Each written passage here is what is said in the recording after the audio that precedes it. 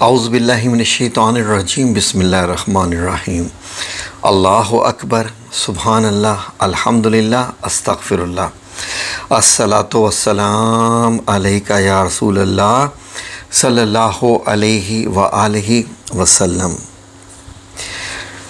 ناظرین، بہت سے ہماری بہنوں نے میسیجز کیے کہ ان کے جو ہے وہ کچھ معاملات صحیح نہیں چل رہے، ان کے خاوند کے ساتھ، یا ان کے سسرال والے ان سے ناراض ہیں۔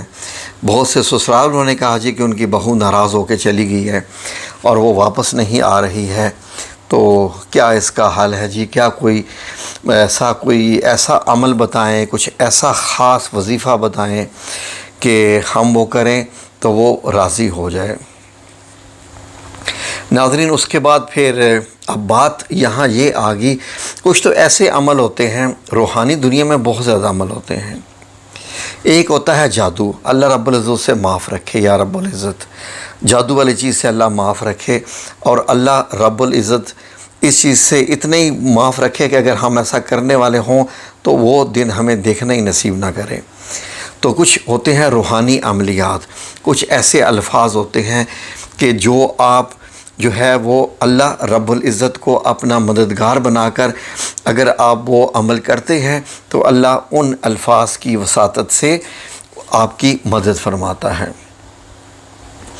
ناظرین، یہ معاملے جو ناراضگی کے ہوتے ہیں، یہ کچھ ایسے ہوتے ہیں کہ بعض دفعہ باتوں سے حل نہیں ہوتے۔ بعض دفعہ لوگ اپنے دلوں کے اوپر تالے لگا کے بیٹھ جاتے ہیں۔ میری خود جب ناراض لوگوں میں گیا تو مجھے دونوں پارٹیوں سے بات ہوئی تو انہوں نے کہا جی کہ آپ راضی کروا دیں۔ تو میں جب دوسری پارٹی سے ملنے گیا تو مجھے معلوم ہوا کہ انہوں نے اپنے دل کے اوپر تالے لگا لیے ہیں، ایسے تالے کہ وہ تالے کھول نہیں چاہ رہے۔ تو جب ان سے یہ کہا کہ بھائی ایسا ہے ایسا ہے، نہیں جی آپ پلیز، ہم آپ کی عزت کرتے ہیں، مہربانی ہوگی، ہم نے اپنے آپ کو سمجھا لیا کہ ہم ان کے ساتھ چلنے نہیں چاہتے، تو ویسے دلوں پہ بعض دفعہ تالے لگا لیتے ہیں۔ ان تالوں کو بھی کھولنے کے لیے عمل ہوتے ہیں۔ دیکھیں، بات ہوتی ہے دل پھرنے والی، وہی خاوند اور بیوی ہوتے ہیں، جب شادی ہوتی ہے تو وہ ایک دوسرے کے بغیر رہتے نہیں ہیں، اکٹھے کھاتے ہیں، پھر اس کے بعد کہیں آنا جانا ہو جاتے ہیں۔ جب وہ لوگوں کی نظروں میں آ جاتے ہیں اور لوگ ان کی محبت سے حسد کرنے لگتے ہیں تو اس کے بعد وہ آپس میں ان کے جھگڑے شروع ہو جاتے ہیں، اور جھگڑے ایسے ہوتے ہیں کہ وہ ماننے کا نام ہی نہیں لیتے۔ یہاں تک مجھے لوگوں نے بتایا کہ 10 سال ہو گئے اور ایک ہی شہر میں میاں بیوی رہ رہے ہیں اور آپس میں نہیں مل رہے، طلاق بھی نہیں ہوئی اور مل بھی نہیں رہے۔ بڑے سخت معاملات ہوتے ہیں ناظرین۔ یہ 10 سال میں سمجھتا ہوں کہ خاوند اور بیوی دونوں نے اپنے ضائع کر دیے، اور باقی کے جو ہیں وہ ضائع کر رہے ہیں۔ زندگی تو گزر ہی جاتی ہے، زندگی تو جانور بھی گزار رہے ہیں۔ اب آپ کے ایک بچے ہو چکے ہیں، فار ایگزامپل بچہ ہو گیا ہے اگر، تو آپ ناراضیاں کر کے بیٹھے ہیں۔ اب یہ تو دیکھیں کہ بچہ اگر ماں کے پاس ہے تو اس کو باپ کا پیار نہیں مل رہا، اگر باپ کے پاس ہے تو اس کو ماں کا پیار نہیں مل رہا۔ بچے کو دونوں پیار چاہیے ہوتے ہیں، اس کے بہتر مستقبل کے لیے، اور اس کے اوپر جو کانفیڈنس لیول ہوتا ہے اس کو برقرار کرنے کے لیے۔ ورنہ جب وہ اسکول میں بچہ جاتا ہے تو وہ کہتا ہے کہ باقیوں کے تو باپ ان کو لینے آتے ہیں، تو میری صرف ماں مجھے لینے آتی ہے، میرا کیا باپ کبھی نہیں آئے گا؟ اسی طریقے سے جب خالی باپ لینے جائے تو وہ کہتا ہے کہ باقیوں کی تو مائیں اور باپ دونوں لینے آتے ہیں، تو مجھے صرف میرے والد لینے آتے ہیں، ماں میری کب لینے آئے گی؟ یہ بچوں میں بڑی چیز آ جاتی ہے۔ تو آپ کو پھر اس چیز کی احتیاط کرنی چاہیے۔ جب آپ کے اپنے ناراضگی اور غصے ہوں تو اپنے آپ کو قربانی دیا کریں، اور قربانی کس چیز کی دینی ہوتی ہے؟ ایک چیز کی، انا پرستی۔ انا پرستی جو کہ ضد کی اختیار کر جاتی ہے۔ میں نے کئیوں سے پوچھا تو انہوں نے کہا جی کہ قصور ہی نہیں ہے ہمارے خاوند کا۔ فار ایگزامپل میری اگر کسی خاتون سے بات ہوئی تو اس نے یہ کہا جی کہ میرے خاوند کا قصور نہیں ہے۔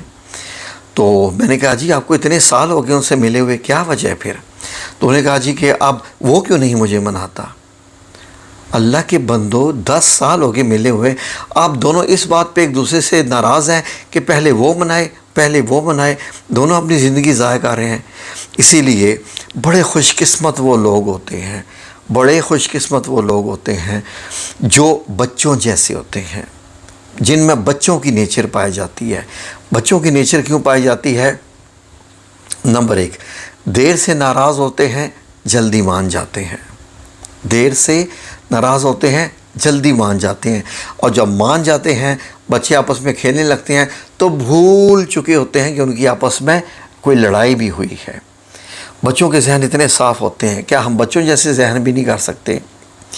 اب اگر یہ جو وظیفہ میں بتانے جا رہا ہوں، بیوی یا شوہر جو بھی کرنا چاہ رہے ہیں، یا ساس کرنا چاہ رہی ہے اپنی بہو کے لیے کہ میری بد مزاج بہو ہے، بہو کرنا چاہ رہی ہے جی کہ میرا بد مزاج جو ہے وہ اس کی ساس ہے یا سسر ہے یا خامند ہے یا کوئی بھی ہے، کوئی بھی بندہ کسی کے لیے بھی پڑھ سکتا ہے۔ اور یہ وظیفہ اتنا اسٹرانگ ہے کہ آپ چاہیں، فار ایگزامپل ایک بیوی پاکستان میں رہتی ہے، خامند کسی دوسرے ملک میں رہتا ہے، تو وہ چاہے تو اس کا تصور لا کے اس پہ دم کر سکتی ہے، تصور لا کے اس پہ دم کر سکتی ہے، کیونکہ یہ وظیفہ اتنا اسٹرانگ ہے کہ آپ سوچ بھی نہیں سکتے۔ صرف تصور لا کے کرنا کیا ہے آپ کو، یہ وظیفہ یا آپ نے 40 دن کرنا ہے یا 90 دن کرنا ہے۔ اب آپ پہ ڈیپینڈ کرتا ہے کہ آپ کیا کریں۔ ارادہ آپ 40 دن کا کیجئے، اور اس دوران آپ کو انشاءاللہ باذن اللہ تعالیٰ 40 دن سے پہلے ہی اس کے اچھے رزلٹ مل جائیں گے۔ 40 دن سے پہلے ہی، بہت پہلے۔ یہ بھی ہو سکتا ہے کہ آج آپ نے شروع کیا اور آج رات کو ہی رزلٹ مل جائے، یہ بھی ہو سکتا ہے۔ لیکن اللہ کے کام ہوتے ہیں نا، اللہ نے دیکھنا تو ہے کہ آپ کے اندر کتنی ول ہے، آپ کے اندر کتنی خواہش ہے اپنے اس بندے کے لیے جس کے لیے آپ یہ وظیفہ کر رہی ہیں۔ تو یہ وظیفہ وہ بندہ بھی کر سکتا ہے جس کا کمپنی کا مالک یا جہاں وہ کام کرتا ہے وہ اس سے ناراض ہے اور اس کو کمپنی سے نکالنا چاہ رہا ہے، تو یہ وہ وظیفہ کرے اور اپنی جگہ پر اپنے کام میں محنت کرے تو اس کا مالک بھی اس سے راضی ہو جائے گا۔ اسی لیے اولاد اپنے والدین کے لیے کر سکتی ہے، اور والدین اپنی ناراض اولاد کے لیے بھی کر سکتے ہیں۔ جو بھائی بھی آپس میں ناراضگی کے لیے کر سکتے ہیں، بہنیں بھائیوں کے لیے کر سکتے ہیں۔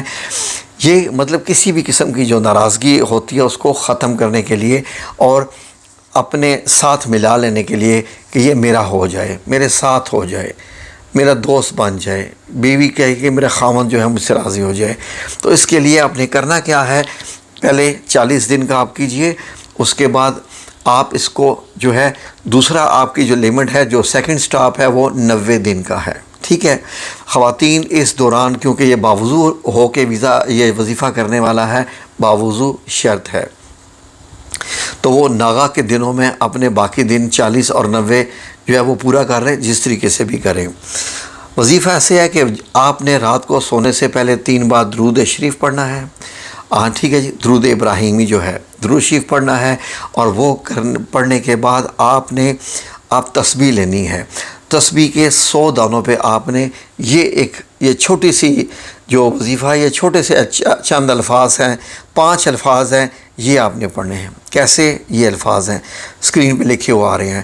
بسم اللہ الواسع جل جلالہ، یہ بہت خاص الفاظ ہیں، ٹھیک ہے جی۔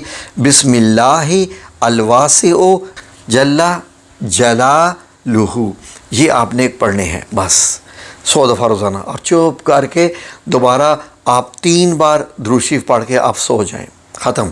لیکن سونے سے پہلے کام کیا کرنا ہے کہ آپ نے تصور میں لا کے، ہاں جی، میرا جو بھی رشتہ دار ہے جو مجھ سے ناراض ہے، جس کو مجھے راضی کرنا ہے، تو اس کے اوپر دھم کر دیں آنکھوں کے سامنے لا کے۔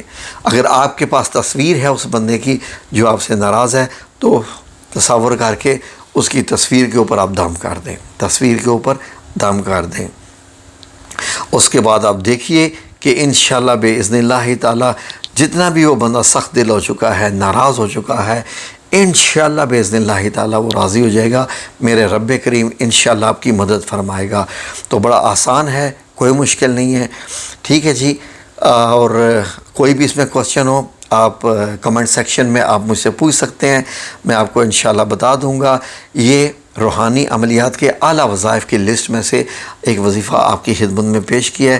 اللہ کرے کہ آپ کے کام اس سے ہو جائیں، کیونکہ ناراض کو راضی کروانے والے کا بڑا اجر ہوتا ہے۔ اللہ کرے کہ یہ بتایا ہوا وظیفہ آپ کو آپس میں ملا دے تو مجھے اس کا کتنا اجر ہوگا، وہ اللہ رب العزت ہی بہتر جانتا ہے۔ ٹھیک ہے جی، آمین یا رب العالمین برحمتک یا ارحم الراحمین۔